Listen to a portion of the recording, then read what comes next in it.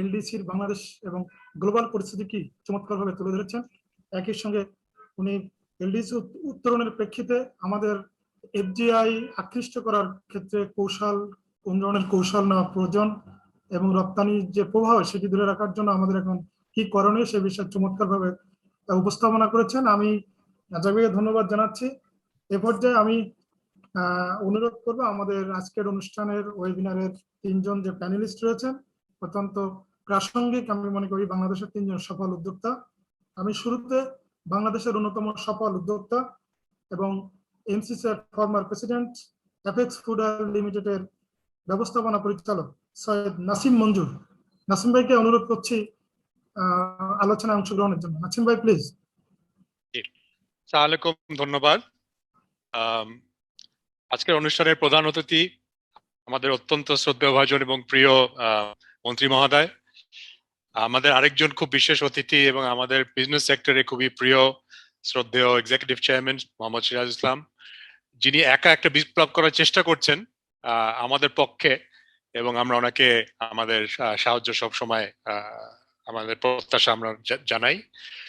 ERF এর আমার খুবই প্রিয় একটা সংগঠন এবং আপনাদের সাথে অনেক কাজ থেকে কাজ করার সুযোগ আমার হয়েছে, সেটার জন্য আমি খুবই কৃতজ্ঞ, বিশেষ করে আপনাদের ভাইস প্রেসিডেন্ট, জেনারেল সেক্রেটারি এবং আপনাদের সবাই সম্মানিত সদস্য, কান্ট্রি রিপ্রেজেন্টেটিভ এশিয়া ফাউন্ডেশন, আমাদের তরুণ প্রেসিডেন্ট মিস্টার রিজওয়ান রহমান, আমাদের বিজ্ঞ প্রেসিডেন্ট ম্যাডাম নিহাত কবির, এবং আজকের অনুষ্ঠানে যারা শুনছেন সবাই আপনাদেরকে আসসালামু আলাইকুম, গুড আফটারনুন।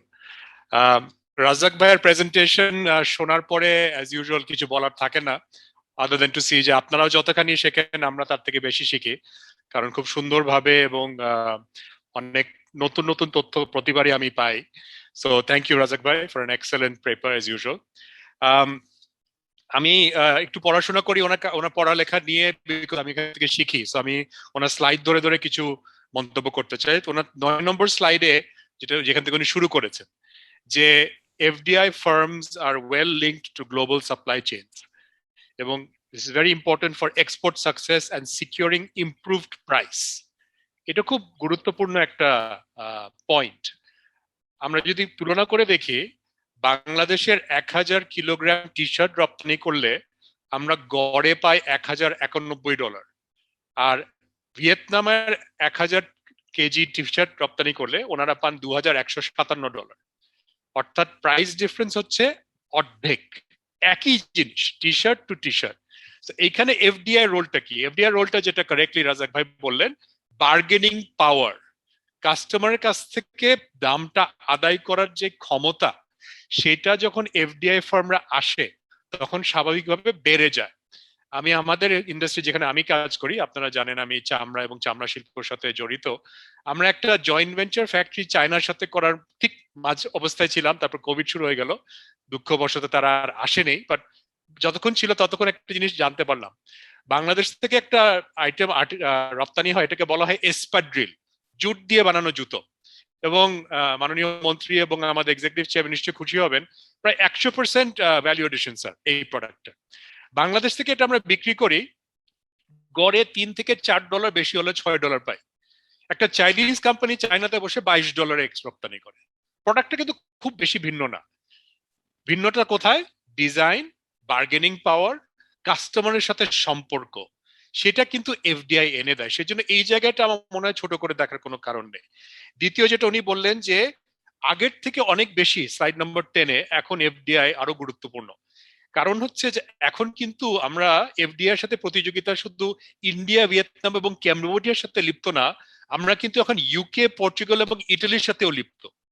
আপনারা হয়তো জানেন সাংবাদিক ভাই বোনেরা যে ইউকেতে এখন অনেক ইনভেস্টমেন্ট হচ্ছে, আমেরিকাতে অনেক ইনভেস্টমেন্ট হচ্ছে, থাইল্যান্ডের কোম্পানিরা যে ইউকে ব্র্যান্ড কিনে ফেলছে। খুব নাম করা একটা ব্র্যান্ড আপনারা অনেকে জানেন, ক্লার্কস, এটা একটা চাইনিজ ইনভেস্টমেন্ট ফান্ড কিনে ফেলেছে $100 মিলিয়ন দিয়ে। এখন কিন্তু ইনভেস্টমেন্টের ফ্লোটা আগের মতো না যে শুধু নর্থ থেকে সাউথে আসে, এখন সাউথ থেকে নর্থে যায়, সাউথ থেকে সাউথে যায়। এখানে কিন্তু একটা নতুন প্রতিযোগিতা, আমাদের কম্পিটিশন বেড়ে গেছে। তৃতীয় যে পয়েন্ট উনি বলেছেন 14 নম্বর স্লাইডে, এফডিআই ভিয়েতনামের 72% এক্সপোর্ট এফডিআই ফার্ম থেকে আসে। अगेन আমি আমাদের ইন্ডাস্ট্রি ফুটওয়্যার থেকে আপনাদেরকে উদাহরণ দিতে চাই। বাংলাদেশের 2019 সালে টোটাল ফুটওয়্যার এক্সপোর্ট হয়েছে রাফলি $1 বিলিয়ন। এটার কারণে আমরা সারা পৃথিবীতে র্যাঙ্কিং এ এখন 18 নম্বর এক্সপোর্টারে, এবং আমাদের অ্যাবাউট 79 মিলিয়ন পেয়ার আমরা রপ্তানি করেছি।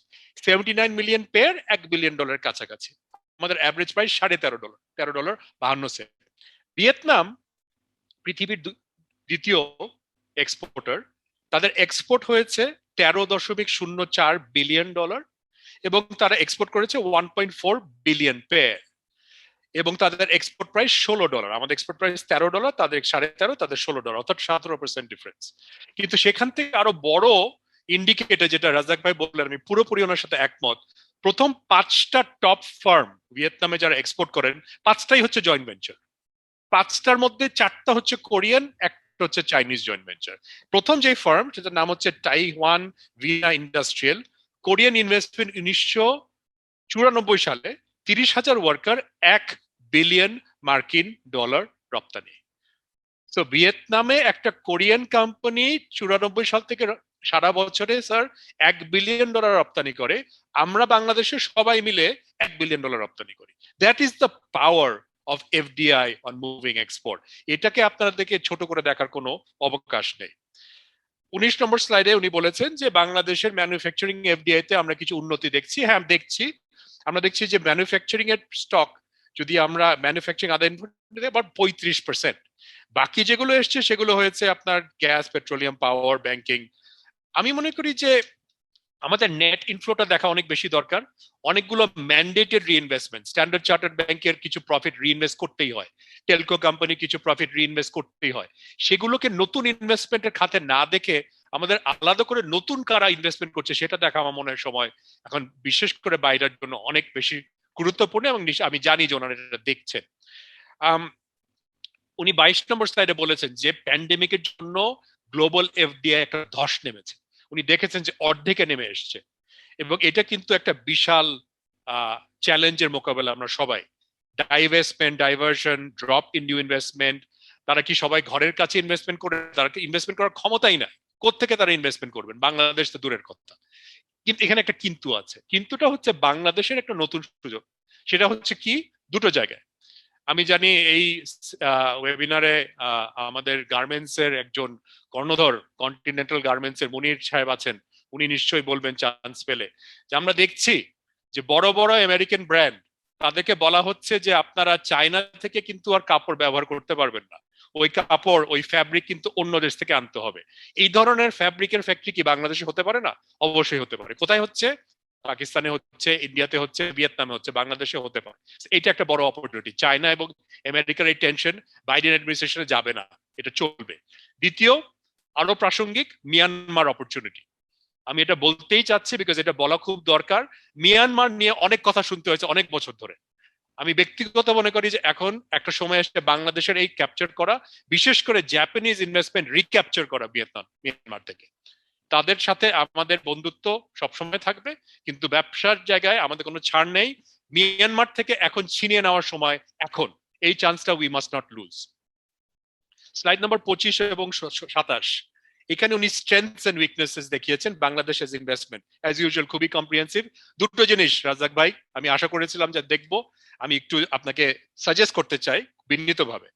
একটা হচ্ছে, এটা আমার খুব চির একটা কান্না, এটা আপনারা মাফ করবেন, আপনি সবসময় শুনেন, বাংলাদেশের ট্যাক্সেশন সিস্টেম হচ্ছে এক্সট্রিমলি বিজনেস আনফ্রেন্ডলি। এই কারণে ব্যবসা করাই বন্ধ করে দেওয়া উচিত। আমরা যারা বাংলাদেশে ব্যবসা করি, আমরা পারলে কালকে কান ধরে ছেড়ে দিতে চাই যে এই ব্যবসা করবো না। লাভ হবে, লোকসান হবে, আপনারা ট্যাক্স করেই যাবেন। যারা ট্যাক্স দেয় না তারাই ভালো থাকবেন, তারা আরো বড় বড় ব্যবসা করবেন, আরো বড় বড় সিআইপি হবেন, আর আমরা মরবো। এই ধরনের ব্যবসার মধ্যে আমরা আর নাই।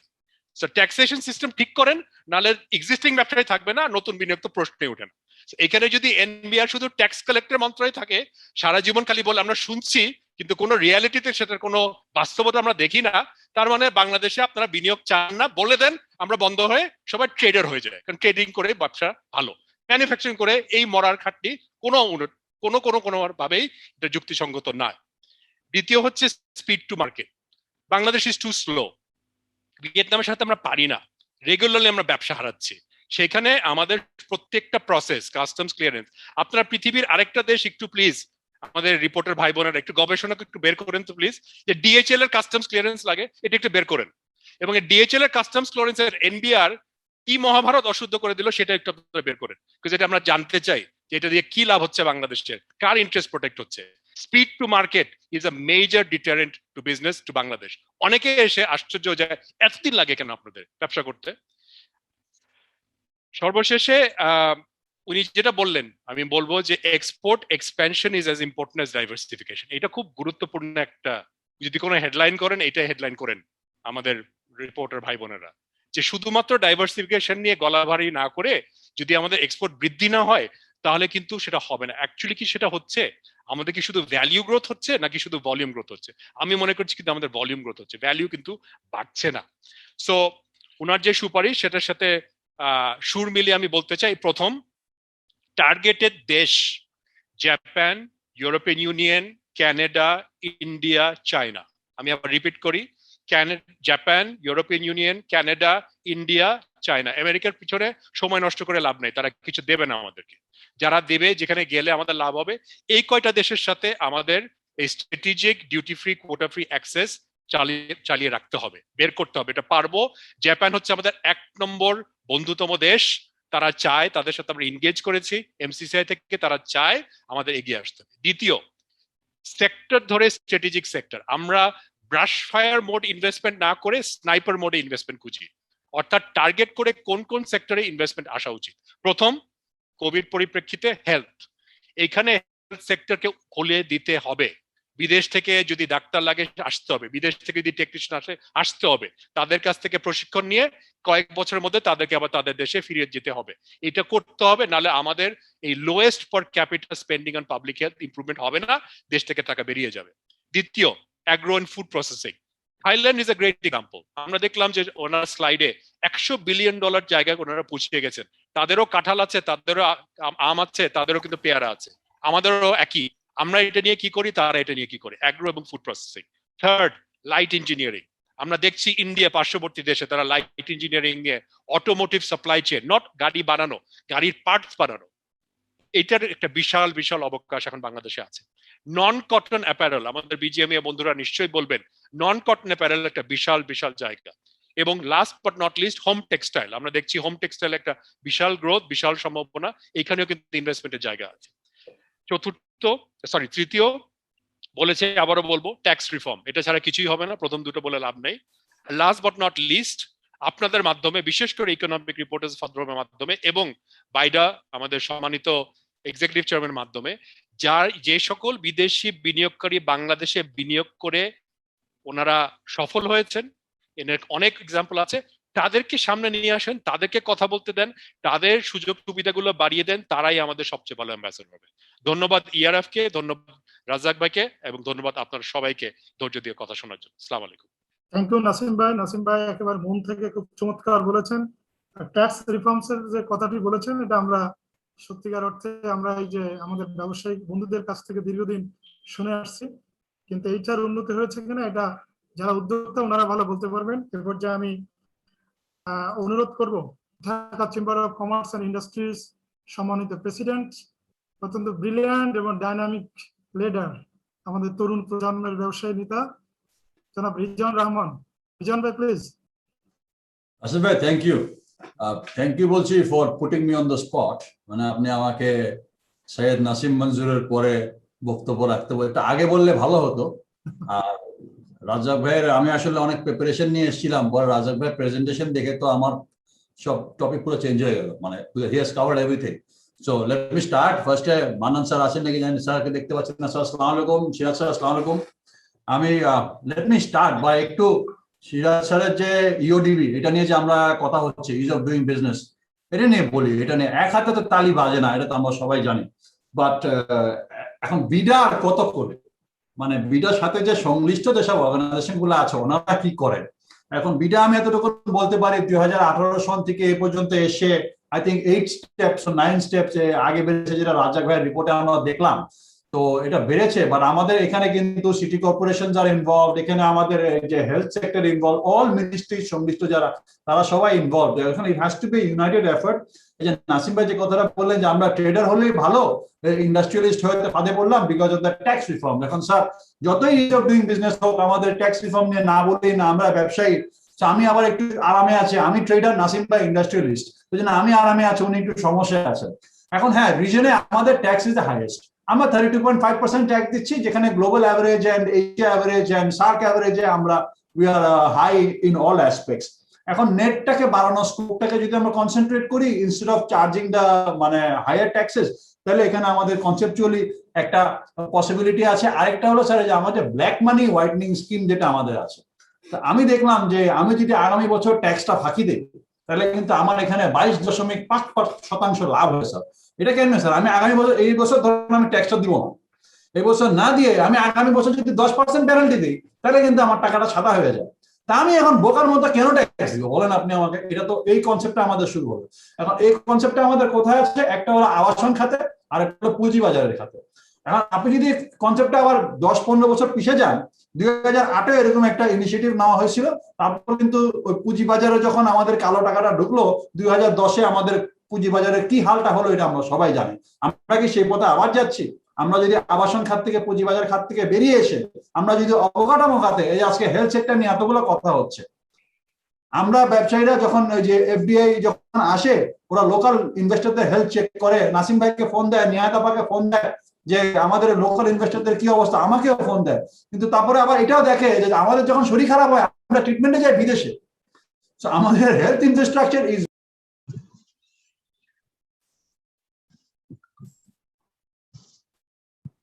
মিউট শোনা যাচ্ছে না? মিউট।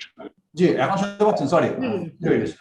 তো আমাদের হেলথ ইনফ্রাস্ট্রাকচার নিয়ে তো একটু তো কাজ করতেই হবে। আমার কথা হচ্ছে যে ব্ল্যাক মানি যে ইনভেস্টমেন্ট করতে আপনারা অ্যালাউ করছেন, সেটা আপনারা হেলথে দেন।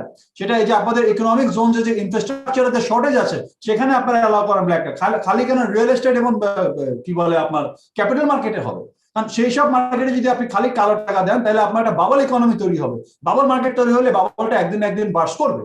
তো আর ওখানে কিন্তু কর্মসংস্থান তৈরি হয় না। ক্যাপিটাল মার্কেটে আপনি ব্ল্যাক মানি দিলে ওখানে কিন্তু কর্মসংস্থান তৈরি হচ্ছে না, বরং যে আপনি যদি ইকোনমিক জোনে দেন, আপনি হেলথ ইনফ্রাস্ট্রাকচারে দেন, আপনি ট্যুরিজমে, যেখানে ইচ্ছা দেন, সেখানে কর্মসংস্থান তৈরি হবে। এবং এই একটা কথা আমি যে বলতেছিলাম পাবলিক হেলথে, ওয়েন ইউ আর কম্পেয়ারিং ভিয়েতনামের এক্সাম্পলটা কিন্তু রাজ্জাক ভাই দিয়ে দিলেন আমাদেরকে, বললেন যে 6% of GDP is in the health investment আছে, আর আমাদের আছে 2.4%। That is your answer right there, why Vietnam is Vietnam Bangladesh is Bangladesh. এরপরে আসি আমি বেজার কথা। এখানে নাসিম ভাই অলরেডি বলে ফেলেছেন, but I will make it very short. 70,000 acre দরকার নেই স্যার, 7,000 একর রেডি করেন। আপনি বিচ্ছিন্ন ভাবে আমাদেরকে বিদ্যুৎ দেন, আপনি আমাদেরকে ইউটিলিটি দেন, 70,000 একর দরকার নেই, 7,000 দেন। 7,000-এর মধ্যে আমরা যে ফ্যাক্টরি দাঁড় করাবো, সেই এক্সাম্পল থেকে আরো 7 লাখ কোম্পানি চলে আসবে বাংলাদেশে। আমরা যে মেগা প্ল্যান, লং টার্ম প্ল্যানে যাচ্ছি, আমার ইনিশিয়ালি কিছু ফ্রুটফুল প্রোডাক্ট আমাদের লাগবে। এটা মানে যেটা আমাদের অদৃশ্যমান। যেমন ফর এক্সাম্পল পদ্মা বীজটা এখন আমাদের জন্য দৃশ্যমান হয়ে দাঁড়িয়েছে স্যার। এখন আমরা যদি পদ্মা বীজের সাথে আরো 10টা বীজ শুরু করতাম, তাহলে কিন্তু আমাদের এফেক্টিভিটিটা হতো না। যেহেতু পদ্মা বীজের দৃশ্যমান হয়ে গেছে, এরকম ভাবে ইনফ্রাস্ট্রাকচার আমাদেরকে দৃশ্যমান করতে হবে। বঙ্গবন্ধু শিল্পনগরীতে আমাদেরকে ইউটিলিটি অবিচ্ছিন্নভাবে ব্যবস্থা করতে হবে। ফার্মার কথা আপনারা বলে ফেলেছেন, ফার্মার সাথে কিন্তু এপিআই যুক্ত, এবং এলডিসি গ্রাজুয়েশনের সাথে কিন্তু একটা জিনিস দেখা যাবে যে আমরা কিন্তু ওই যে আমাদের প্রেফারেন্সিয়াল ট্রিটমেন্ট গুলো পাবো না। তখন ওই যে ফার্মাসিউটিক্যাল যেগুলো এলডিসি কান্ট্রি যেসব প্রিভিলেজ গুলো পায়, সেগুলো আমরা পাবো না। সো আই উইড সাজেস্ট যে এপিআই পলিসিটাকে এক্সপেডাইট করে, এবং এপিআই ইন্ডাস্ট্রিটাকে এবং অল সবাইকে একসাথে করে, এবং এপিআই তে যদি আপনারা এফডিআই অ্যাট্রাক্ট করতে পারেন, because API is a very expensive industry. আমার খুবই সীমিত নলেজ about API, but আমি জানি যে it costs a lot of money to do investment in this field, এবং সেখানে যদি আমরা কোনোভাবে তাদেরকে ফিসক্যাল এবং নন ফিসক্যাল ইনসেন্টিভ দিতে পারি, সেখানে আমরা একটু মানে এগোতে পারি। আরেকটা হলো যে blue economy, the biggest underdog, Bangladesh surrounded by waters, Bay of Bengal, 600 kilometers access in the ocean, but আমাদের কিন্তু ইকোনমিতে মানে অ্যাক্সেস প্রায় 40 কিলোমিটার আমাদের ভেসেল যেতে পারে। আমাদের মাছ খেয়ে কিন্তু India, Myanmar is exporting billions. মাছ কিন্তু আমাদের, আমরা বসে আছি। So my point is provide incentives to this sectors which are the underdogs. আপনার এই গত 10 বছর, আমরা যে মুজিব বর্ষ পালন করলাম, বিভিন্ন দেশের হেড অফ স্টেট আসতো, তাদের সাথে আমরা বিভিন্ন এমওইউ করেছি। এর মধ্যে let's emphasise on the MOU sign with Sri Lanka, with Maldives, এছাড়া আমাদের আগে থাইল্যান্ডের সাথে এমওইউ ছিল, জাপানের সাথে, Japan is one of our largest donors. এদের সাথে আমরা ব্লু ইকোনমি নিয়ে কিন্তু এমফাসাইজ করতে পারি। ব্লু ইকোনমিতে আমাদের কিন্তু ফিশিং মানে ইন্ডাস্ট্রিতে অনেক অনেক এক্সপোর্ট আর্নিং স্কোপ আছে এবং ফরেন ইনভেস্টমেন্ট স্কোপ আছে। এছাড়া আরেকটা হলো এডুকেশন সেক্টর। স্যার আমরা হলাম স্যার যারা, আপনারা যারা ধরেন বাংলাদেশের 50 বছর দেখে আসছেন, আমরা হলাম আমার একটু ইয়াঙ্গার জেনারেশন, আমরা হলাম জিপিএ 5 জেনারেশন। আমাদের কোনো রেফারেন্স না, আমাদের ইয়ে হলো যে আমরা জিপিএ 5। এখন স্যার জিপিএ 5 এর মানে দেখি, এই জিপিএ 5 যদি কালকে গিয়া আমার সচিব হয় স্যার, আমার সচিবালয়ের কিন্তু অবস্থা খারাপ হয়ে যাবে। এডুকেশনে I will also expect foreign direct investment. Sir এই ট্রাস্ট সিস্টেমে, এই ট্রাস্টের আন্ডারে, সোসাইটিজ অ্যাক্টের আন্ডারে ইউনিভার্সিটি করতে হবে। আপনার এখানে ব্রিটিশ ইনভেস্টররা বসে আছে, তারা ইনভেস্ট করার জন্য, এটা আমরা জানি। They are already lobbying with your good office, they are lobbying with the foreign ministry, we all know. আমার কাছে এসছে তারা পার্সোনালি লবি করার জন্য। অ্যাম্বাসেডর এসে আমাদেরকে বলছে যে আমরা এখানে এডুকেশন সেক্টরে ইনভেস্ট করতে চাই, কিন্তু আমরা কেন দিচ্ছি না তাদেরকে? There is billions of dollars, but এখানে কিন্তু আমরা তাদেরকে ট্রেন আপ করতে পারবো। এবং বাংলাদেশের একটা কনসেপ্ট হচ্ছে লাইন ধরে সবাই এমবিএ করো, লাইন ধরে সবাই ডাক্তার হোক। ডাক্তার হয়ে কি হবে? নার্স তো নাই ওদেরকে সাপোর্ট করার জন্য। এমবিএ করে কি হবে? চাকরি তো নাই। উই আর টকিং অ্যাবাউট চতুর্থ শিল্প বিপ্লব। কতটুকুন বাস্তবায়ন হবে আমি জানি না, বাট ইন্ডাস্ট্রি একাডেমিয়া লিঙ্কেজ নিয়ে আমরা কিছুদিন আগে একটা কথা বলে একটা ওয়েবিনার করেছিলাম, যেখানে নাসিম ভাই ওয়াজ অলসো স্পিকার।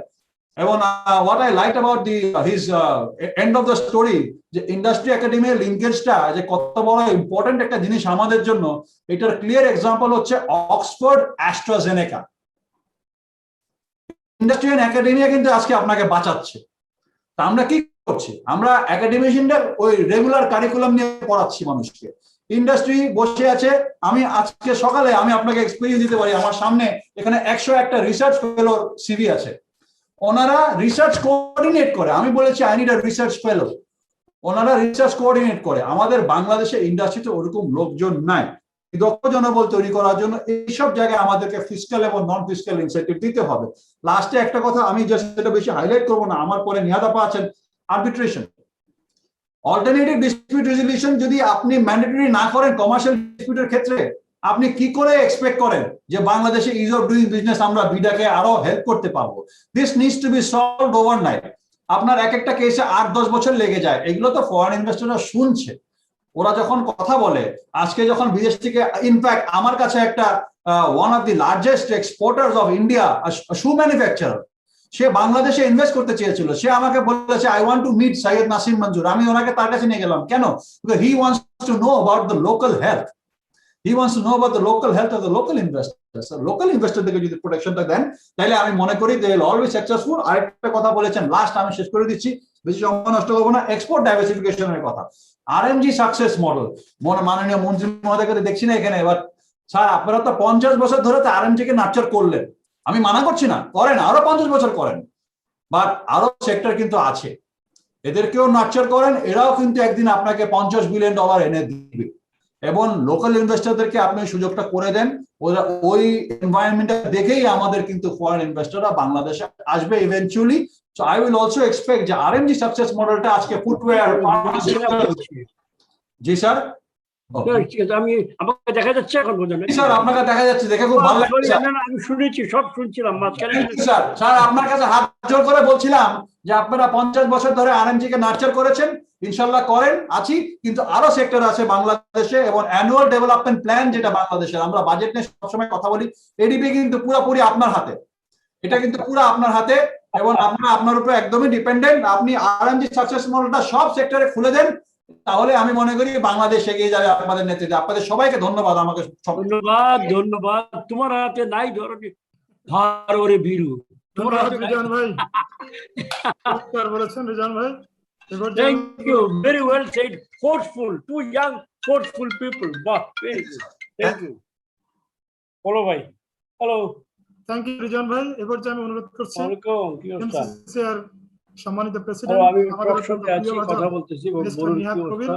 নিহাদ ভাই, আমাদের আমরা যখনই ইকোনমিক রিপোর্টার্স ফর্ম থেকে ওনাকে ইনভাইট করি, উনি আমাদের প্রোগ্রামগুলোতে আসেন। নিহাদ ভাইকে ধন্যবাদ জানাচ্ছি আবারও। নিহাদ ভাই প্লিজ। আসসালামু ধন্যবাদ রাশেদ। আমার অত্যন্ত শ্রদ্ধাভাজন এবং পিতৃব্য প্রতিম মন্ত্রী মহোদয় এখানে রয়েছেন। বিরা সম্মানিত চেয়ারম্যান মহোদয়, যিনি মানে আমি যখন ছাত্র তিনি তখন আমাদের চা বাগানের এলাকায় ম্যাজিস্ট্রেট কাজে, তার কাছে আমি এখনো বোধহয় আমাকে দেখলে ওনার মনে হয় যে এই ছোট মেয়েটা আমাকে কি বলছে এখন ব্যবসা বাণিজ্য নিয়ে। আর উপস্থিত অন্য যারা আছেন আপনাদের সবাইকে সালাম জানাচ্ছি। আমাদের দেশের একটা অত্যন্ত মানে আমরা পৃথিবী তো বটে, দেশের দুর্যোগময় সময় পার করছি, তা সত্ত্বেও আমরা সবসময় খুব পজিটিভ থাকি। আজকে শুরুতে একটু ক্ষমা চেয়ে নিচ্ছি, কারণ আজকে ঠিক পজিটিভলি কথা বলবো, কিন্তু কিছু নেগেটিভ জিনিসও তুলে ধরতে হবে। কারণ এই আলোচনাগুলো, এই যে আমাদের উত্তরণ এলডিসি থেকে ডেভেলপিং কান্ট্রিতে আমরা পৌঁছে যাচ্ছি, কিন্তু এখনো আমরা এফডিআই নিয়ে কথা বলছি। নাসিম মঞ্জুরের বাবা যখন এমসিসিআই প্রেসিডেন্ট ছিলেন, আমার মা যখন এমসিসিআই প্রেসিডেন্ট ছিলেন, রেজওয়ানের বাবা যখন ঢাকা চেম্বারের প্রেসিডেন্ট ছিলেন, এফবিসিসিআই প্রেসিডেন্ট ছিলেন, তখনও আমরা যা বলতাম এখনো আমরা তাই বলছি। এবং আমার মনে হয় যে আমাদের ছেলেমেয়েরাও কি মানে বছর 10 পরে তাই এই কথাগুলোই বলতে থাকবে। একটা মানে এক্সপানশন হয়েছে। আগে আমি যখন ইউনিভার্সিটিতে পড়ি তখন 3 বিলিয়ন ছিল আমাদের রিজার্ভ, এখন 44 বিলিয়ন হয়েছে। তখন তাইওয়ানে 30 বিলিয়ন রিজার্ভ দেখে আমার মানে ঈর্ষায় রীতিমতো মানে আমি মানে সবুজ হয়ে যেতাম। তো আমার আজকে 44 বিলিয়ন রিজার্ভ হয়েছে, তাইওয়ানের রিজার্ভ 300 বিলিয়ন উপরে চলে গেছে। এতটুকু একটা দ্বীপ দেশ, যার বিরুদ্ধে পৃথিবীর অন্যতম বৃহৎ অর্থনৈতিক পরাশক্তি প্রতি মুহূর্তে কাজ করছে, তারা কোথায় চলে গেছে? হ্যাঁ, একটা জাতির জীবনে 50 বছর সময় কিন্তু খুব বেশি না, কাজে আমি একটু সেখান থেকে শুরু করি। আমাদের বয়স 50 বছর, জাতি হিসেবে কিন্তু আমরা এখনো তরুণ, কিন্তু আমরা ব্যবহার করি যেন আমরা অত্যন্ত বৃদ্ধ একটি দেশ। কারণ আমাদের যে লেগেসি রয়ে গেছে, মোগল আমলের লেগেসি রয়ে গেছে, ব্রিটিশ আমলের লেগেসি রয়ে গেছে, আমাদের অ্যাডমিনিস্ট্রেটিভ স্ট্রাকচার গুলোতে, আমাদের আইনগুলোতে, আমাদের ব্যুরোক্রেটিক যে সেটআপ রয়েছে সেটার মধ্যে, আমাদের যে মাইন্ডসেট রয়েছে সেটার মধ্যে আমরা প্রাণপণে আঁকড়ে ধরে থাকি আমাদের পিছনে লেগেসি গুলোকে। আমাদের বাংলাদেশ কোড কত ভলিউম আমি জানি না, আমার পিছনে যে আলমারি আছে তাতে খুব সেগুলো নেই, কারণ রাখার জায়গা হয়নি। আমার অফিসে 3-4টা শেলফ ভর্তি বাংলাদেশ কোড আছে, যার 90% আইন ব্যবহার হয় না। সেগুলো কেন আমার আইনের বইগুলোতে এখনো রয়েছে? আমাদের কি সাহস নাই যেগুলো আজকে তুলে ছুঁড়ে ফেলে দেব আমরা? We are a young country, we are a brave country, we have an extremely courageous leader. আমরা কিন্তু তার সঙ্গে তাল মিলিয়ে চলতে পারি না। যেখানে তিনি এক পা এগিয়ে যান সেখানে 10 জন পিছনে চেপে ধরেন, যে আমরা এখনো যক্ষের ধনের মতো আমাদের ওই মানে রিজার্ভের 2 টাকা আমরা কিভাবে আগলে ধরে রাখবো সেখানে চিন্তা করতে থাকি। কিন্তু সেখানে বজ্র আটুনি ফসকা গেরো অন্যদিক দিয়ে যে সব বেরিয়ে যাচ্ছে, সেখানে আমরা কিছু করি না। প্রত্যেকদিন সকালে তো পত্রিকাটা খুলে দেখলেই সেগুলো চোখে পড়ে। গত 30 বছর আমি এখানে বিডার চেয়ারম্যান মহোদয় রয়েছে। বিওআই 1989-এ আইন করে বোর্ড অফ ইনভেস্টমেন্ট করা হয়েছিল। এক সময় আমরা ত্যক্ত বিরক্ত হয়ে সেটাকে বলতাম dead stop service, one stop service. Sir আপনার মনে আছে, মন্ত্রী মহোদয়ের মনে থাকবে যে আমরা সেটাকে হয় ফুল স্টপ সার্ভিস অথবা ডেড স্টপ সার্ভিস বলতাম, কারণ একবার বিডার মানে তখনকার বিওআই এর ভিতরে গেলে সেখান থেকে আর কেউ বেরিয়ে আসতে পারতো না। আজকের বিডা সেরকম না। আজকের বিডা আমরা গেলে আমরা একটা সমস্যার সমাধান খুঁজে পাই, কিন্তু তাও আমাদেরকে উপরের লেভেলে গিয়ে কথা বলতে হয়, তাও তো সমস্যার সমাধান কিছু পাই। কিন্তু এই যে 30 বছরে what is it that we are doing new to attract investment? 30 বছর আগে যেটা আমরা করিনি আজকে সেটা আমরা কি করছি, কতটুকু করছি? খুব বেশি কিন্তু না। আপনারা বিডার গঠন দেখেন, সেখানে প্রাইভেট সেক্টরের সঙ্গে সংশ্লিষ্ট, যারা ব্যবসার সঙ্গে সংশ্লিষ্ট সেরকম লোক কজন আছে? বিডার যারা মেম্বার রয়েছেন, যারা সেখানে অফিসাররা রয়েছেন, আমি তাদের সঙ্গে, আমরা সবাই কাজ করি, তাদের সঙ্গে আমাদের অত্যন্ত সুসম্পর্ক রয়েছে। They are excellent officers. They are not trained in business. আমি বিপিএটিসি তে রেগুলারলি লেকচার দিয়ে, আমি এখন বিপিএটিসির বোর্ড অফ গভর্নর্স এর একজন মেম্বার। ব্যবসা সম্পর্কে প্রথম দিন থেকে আমাদের সিভিল সার্ভেন্টদেরকে শেখানো হয় না। যেটুকু শেখানো হয় সেখানে এখানে আমি বলবো আমাদের যারা রয়েছেন ইআরএফ যদিও আমার হোস্ট, এবং আপনারা জানেন যে আমিও সংবাদপত্র জগতেরই মেয়ে, আমি সেখানে বলবো যে সেখানে আপনাদেরও ভূমিকা রয়েছে। মাননীয় প্রধানমন্ত্রী বলে আসেন যে ব্যবসায়ীরা বাংলাদেশের ইকোনমির অর্থনীতির চালিকা শক্তি। আমাকে সরকারের জয়েন্ট সেক্রেটারি তার টেবিলের সামনে বসে বলেছে যে আপনারা যা করেন সবকিছু মানুষকে ঠকানোর জন্য করেন, এবং তারা যখন এই কথাগুলো বলেন সাংবাদিকরা, আমার ভাই বোনরা সাংবাদিকরা সেগুলো বড় করে পত্রিকায় লেখেন। বাংলাদেশে ব্যবসায়ীদেরকে যেভাবে ট্রিট করা হয়, মানে সাধারণ চোর জোচ্চোরকেও সেভাবে অসম্মানজনক ভাবে হয়তো ট্রিট করা হয় না। এবং এটা আমি আজকে বলছি যে আমাদেরকে একদিকে বলবেন অর্থনৈতিক চালিকা শক্তি, অন্যদিকে বলবেন যে আমরা যেখান থেকে পারছি চুরি করে দেশের টাকা বাইরে নিয়ে যাচ্ছি, যেখান থেকে পারছি ট্যাক্স দিচ্ছি না, যেখান থেকে পারছি কোনো কিছু করছি না। এক হাতে তো তালি বাজে না, এক হাতে তো তালি বাজে না। এবং আপনারা যে কথাগুলো পত্রিকায় লেখেন, যে কথাগুলো বলা হয়, আমাদের যে সাফল্যগুলো সেগুলোকে ছাপিয়ে আমাদের যে ব্যর্থতাগুলো তুলে ধরা হয়, বিদেশের প্রত্যেকটি বিনিয়োগকারী বাংলাদেশে আসার আগে সে কথাগুলো পড়েন। তাদের যে ইন্টেলিজেন্স সার্ভিস সেটা যে কি আন্দাজ মানে উন্নত, আপনারা যদি তার সম্মুখীন না হয়ে থাকেন তারা বুঝবেন না। আমি বেশ কিছু মিটিং এ গিয়েছি, তখন আমি স্টক ব্রোকারেজের চেয়ারম্যান ছিলাম বোর্ডে।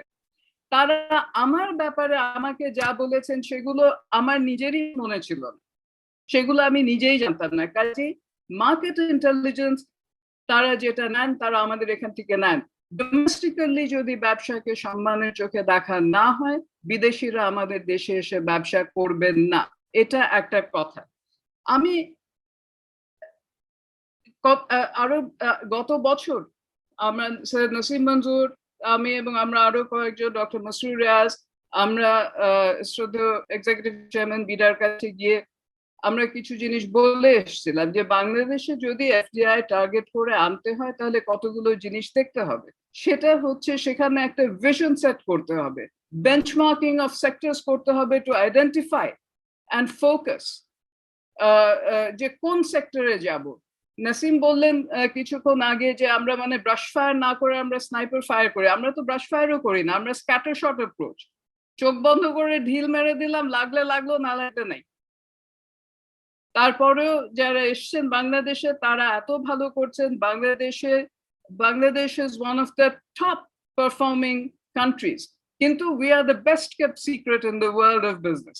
আমি এটা বুঝি না, আমাদের পারসেপশন কি? We are not an industrialized nation.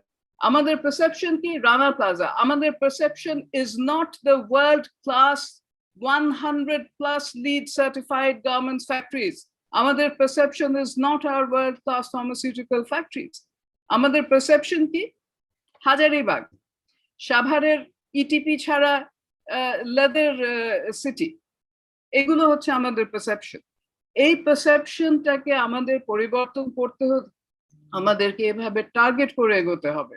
আমাদের বিভিন্ন দেশের সঙ্গে সেক্টরগুলোকে বেঞ্চমার্কিং করতে হবে, আমাদের ইন্ডাস্ট্রিয়াল ইনফ্রাস্ট্রাকচার প্রোফাইলিং করতে হবে ফোকাস সেক্টরগুলোতে। টার্গেট কান্ট্রি, টার্গেট শুধু কান্ট্রি না, target country, target sector, target industry এবং টার্গেট ইন্ডিভিজুয়াল কোম্পানি কে করতে হবে। আমি একটা এক্সাম্পল দিই। বেশ কয়েক বছর আগে সিঙ্গাপুরের যারা বিজনেস ডেভেলপমেন্ট অথরিটি, তাদের সঙ্গে মিটিং ছিল, সেখানে শ্রদ্ধেয় উপদেষ্টা ডক্টর গওহর রিজভিও ছিলেন। তারা বলেছেন আমাদেরকে যে কিভাবে দেশে গিয়ে তারা জনে জনে গিয়ে 10টা 12টা কোম্পানিকে চিহ্নিত করে রীতিমতো বছরের পর বছর তাদের সামনে হাত জোড় করে বসে থেকে তারা সিঙ্গাপুরে নিয়ে এসছেন, এবং সেখান থেকে সিঙ্গাপুরের এই গ্রোথ শুরু হয়েছে। আমরা কি সেটা করছি? আমরা সেটা করছি না। আমরা আমাদের খুব সুন্দর পসরা সাজিয়ে বসে আছি। We have done fantastically well, কিন্তু আমাদের এখানে কেন তারা আসছেন না আমরা একবারও গিয়ে কিন্তু তাদেরকে জিজ্ঞেস করি না। নাসিম বললেন কয়েকদিন আগে জাপানের মিনিস্ট্রি অফ ইকোনমিক ট্রেড তাদের প্রতিনিধির সঙ্গে আমাদের একটা মিটিং হয়েছে, তারা কিন্তু আমাদেরকে বলেছে যে আপনারা কিন্তু আমাদেরকে জিজ্ঞেস করেন না যে আমাদের কি প্রয়োজন এবং আমরা কেন আসি না এখানে। আপনারা আশা করছেন যে আপনারা সবকিছু সুন্দর করে সাজিয়ে বসে আছেন বলে আমরা আসবো। আমরা আরো কয়েকটা জিনিস বলেছিলাম যে অন্য যারা রেগুলেটরস আছেন তাদের সঙ্গে বিডাকে রেগুলারলি বসে একটা কোহেরেন্ট পলিসি স্ট্রাকচার তৈরি করতে হবে। আমি যদি বলি যে এটা শুধু বিডাতে না, আমি আগেও বলেছি এনবিআর এ কোনো রিসার্চ নেই, বিডাতে কোনো রিসার্চ নেই। আমরা যে কোন দেশের সঙ্গে ঠিক কোন জায়গাটায় কম্পিট করছি, আমাকে ছেড়ে অন্যের বাড়ি চলে যাচ্ছে কেন, একটা বাংলায় কথা ছিল আমারই বধূ আনো বাড়ি যায় আমারই আঙিনা দিয়া, কেন যাচ্ছে? এই রিসার্চ কিন্তু আমার নাই। আমি যদি আজকে বিরার কাছে গিয়ে রিসার্চ চাই আমি কিন্তু পাবো না সেটা, আমি যদি এনবিআর এর কাছে গিয়ে চাই আমি পাবো না। রেগুলেটর কি করছে, আমাদের যতগুলো ফরওয়ার্ড পলিসিস হচ্ছে দুটো তিনটা মেজর রেগুলেটরের হাতে গিয়ে আটকে যাচ্ছেন। কোথায়? এনবিআর তো আছে, এনবিআর এর ব্যাপারে তো রেজওয়ানও বললেন, নাসিমও বললেন, আমিও বলি, আমি দুটো এক্সাম্পল দিব। প্রথম কথা তো হচ্ছে ট্যারিফের ব্যাপারে, সেগুলো তো আমরা জানি। ভিয়েতনাম কতগুলো এফটিএ করেছে? 7টার উপরে। ব্রেক্সিট সামনে আসছে দেখে ইউকে 7টির উপরে এগ্রিমেন্ট করেছে, বায়োল্যাটারাল এগ্রিমেন্ট। বাংলাদেশের সঙ্গে করেনি, অথচ ইউকের সঙ্গে আমাদের সম্পর্ক 300 বছরের পুরনো। আমরা কাদের সঙ্গে এফটিএ করেছি? ভুটানের সঙ্গে। মাননীয় মন্ত্রী মহোদয়, আমার জেলায় ভুটানের চেয়ে বেশি লোক থাকেন, আপনি জানেন সেটা। আমার জেলা না, আমার উপজেলায় ভুটানের চেয়ে বেশি লোক থাকেন এবং আমার উপজেলায় ভুটানের অর্থনীতির চেয়ে বড় অর্থনীতি রয়েছে। তো এনবিআর এর আরো দুটো আমি এক্সাম্পল দিচ্ছি। অ্যাসিকুডা সিস্টেম 1992 সাল থেকে আমাদের এখানে অ্যাসিকুডা রয়েছে। অ্যাসিকুডার যেগুলো বেসিক মডিউলস যেগুলো ব্যবহার করলে আসলে আমাদের সুবিধা হতো সেগুলোকে চালুই করা হয়। তারপরে ন্যাশনাল সিঙ্গেল উইন্ডো প্রজেক্ট গত বেশ কয়েক বছর ধরে চলছে, মাননীয় প্রধানমন্ত্রী নিজের অ্যাপ্রুভ করা প্রজেক্ট। আজকে এত বছর পরে এসে এনবিআর এর প্রশ্ন উঠেছে কেন এনএসডব্লিউ আনতে হবে, কেন অ্যাসিকুডা চলবে না? অ্যাসিকুডা is a system which is targeted towards LDC related work. Asycuda is not a system which is suitable for a country like ours, which is planning to develop and which is developing so fast. আজকে এত বছর সময় $11 billion খরচ করে এসে যদি আমাকে প্রশ্ন করতে হয় যে আমি অ্যাসিকুডা ফেলে দিয়ে এনএসডব্লিউ ন্যাশনাল সিঙ্গেল উইন্ডো করছি কেন, যেখানে আমার প্রত্যেকটা কম্পিটিং দেশ করছে, আমি তো হতভম্ব হয়ে গেলাম এই প্রশ্ন শুনে। আরেকটা এক্সাম্পল দিচ্ছি, রেট্রোঅ্যাক্টিভ ট্যাক্সিং এগুলো কথাবার্তা বলছি না। কয়েকদিন আগে থেকে একটা চিঠি দেখলাম 11 তারিখের ডেটে। আমি আশা করছি যে এটা একটা স্পুফ চিঠি, কিন্তু আমার মনে হয় না যে এটা, আমি খুবই আশা করছি যে এটা একটা ফেক চিঠি, কিন্তু আমি পড়ে শোনাবো।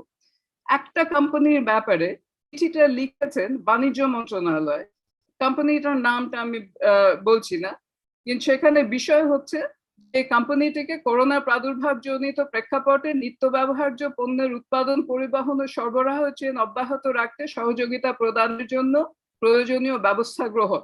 উপযুক্ত বিষয়ের পরিপ্রেক্ষিতে জানানো যাচ্ছে যে অমুক গ্রুপ বাংলাদেশের নিত্য ব্যবহার্য ইলেকট্রিক্যাল, ইলেকট্রনিক ও ডিজিটাল ডিভাইসের অন্যতম প্রস্তুতকারক এবং সরবরাহকারী প্রতিষ্ঠান করোনা প্রাদুর্ভাব জনিত প্রেক্ষাপটে জনসাধারণের স্বাভাবিক জীবনযাত্রা নির্বাহের জন্য প্রয়োজনীয় ভিন্ন প্রকার ইলেকট্রিক্যাল, ইলেকট্রনিক্স ও ডিজিটাল ডিভাইস পণ্য যেমন ল্যাপটপ, ডেস্কটপ, মোবাইল হোম ইত্যাদি ইত্যাদি যেমন জরুরি, তেমনি ভাবে উক্ত পণ্যসমূহের নিরবচ্ছিন্ন কাস্টমার সার্ভিস নিশ্চিত করা অপরিহার্য। জনসাধারণের দৈনন্দিন জীবনমান স্বাভাবিক রাখার নিমিত্তে এই দুটি কোম্পানির নিত্য ব্যবহার্য পণ্যসমূহ সরবরাহ, বিক্রয়, সার্ভিস কার্যক্রম সকল সচল রাখা প্রয়োজন। এমতাবস্থায় এই গ্রুপের নিত্য ব্যবহার্য পণ্যসমূহের সরবরাহ ইত্যাদি চলমান রাখার জন্য প্রয়োজনীয় ব্যবস্থা গ্রহণের জন্য সংশ্লিষ্ট দপ্তর সংস্থাকে যথাযথ নির্দেশনা প্রদানের জন্য নির্দেশক্রমে অনুরোধ করা হলো। ডক্টর রাজ্জাক বললেন, রেজওয়ান বললেন, নাসিম বললেন, আমি বলছি, এই করোনার সময় এই একটি গ্রুপই কি এই জিনিসগুলো উৎপাদন করেন এবং বাজারজাত করেন? এই দুর্যোগের সময় এটা কি একটা কোনো মানে এটা কি হলো? এরকম যদি হয়, এই যে যেটা নাসিম বললে যে বিদেশিরা কিন্তু এসে দেখে, ডক্টর রাজাক একদম স্পষ্টভাবে বললেন যে বিদেশিরা এসে দেখে যে আমরা কি সবার সঙ্গে সমভাবে আচরণ করছি না কাউকে বেশি সুবিধা দিচ্ছি।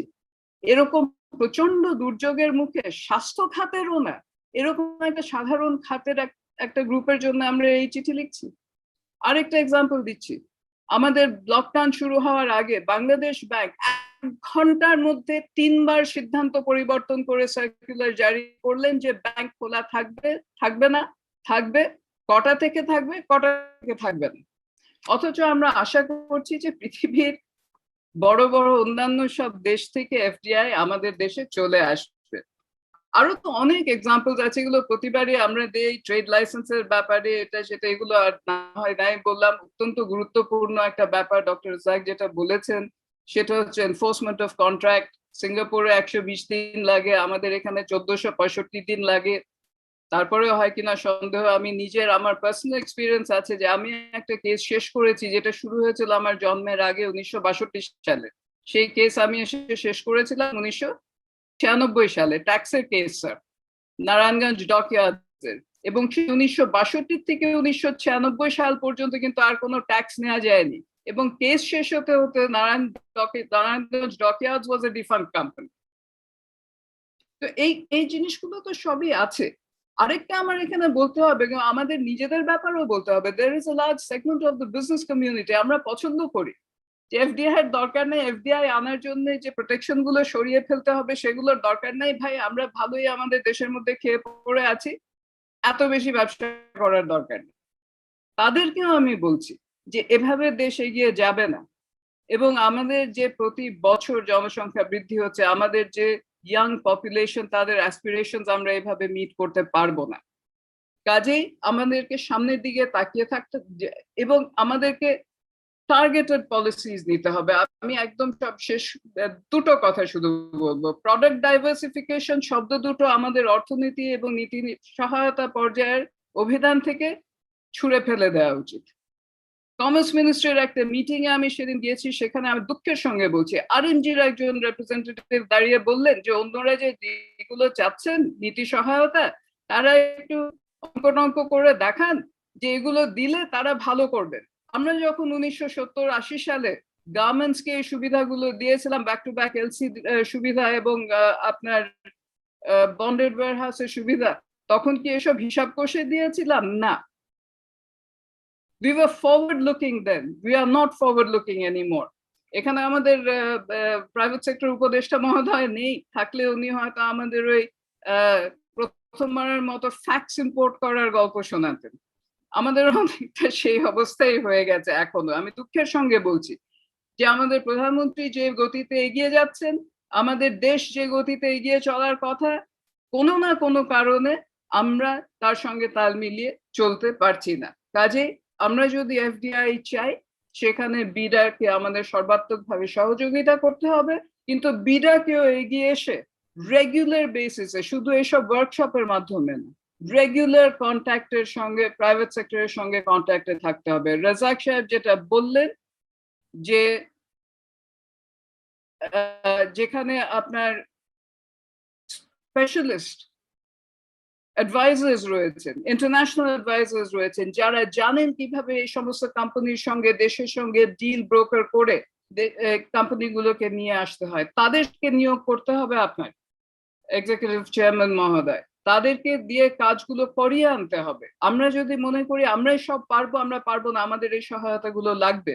এবং এখানে মাননীয় পরিকল্পনা মন্ত্রী মহোদয় রয়েছেন, অত্যন্ত বিচক্ষণ ব্যক্তি, তিনি ব্যুরোক্রেসির ভিতরটাও সম্পূর্ণ জানেন, তিনি রাজনীতিও অত্যন্ত ভালো বোঝেন।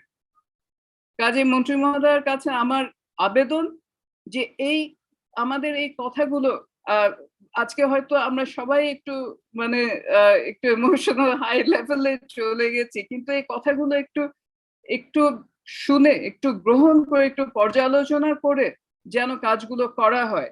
সেটা যদি হয় তাহলে আমরা উপকৃত হব। এবং ফাইনালি যে দেশীয় ব্যবসায়ীদের জন্য ব্যবসার পরিবেশ উন্নত করুন, সেটা যদি করা যায়, আজকে যদি নাসিম মঞ্জুরকে বলতে হয় যে ভাই আমি আর ব্যবসা করতে চাই না, ছেড়ে দে মা কেঁদে বাঁচি, তাহলে তো আমি কাকে গিয়ে বলবো, কাকে গিয়ে একটা এক্সাম্পল দেখাবো যে ভাই বাংলাদেশে আসেন, it is a great country and it is open for business. আমরা বলি সেটা এবং 100 বার বলবো, and it is true. But কোথায় আটকে যাচ্ছে সেই জিনিসগুলো আমাদেরকে একেবারে খুব পরিষ্কারভাবে being very honest with ourselves identify করে সেগুলোকে, সেই সমস্যাগুলোকে সমাধান করতে হবে। আমার আজকে আমাকে অনেকক্ষণ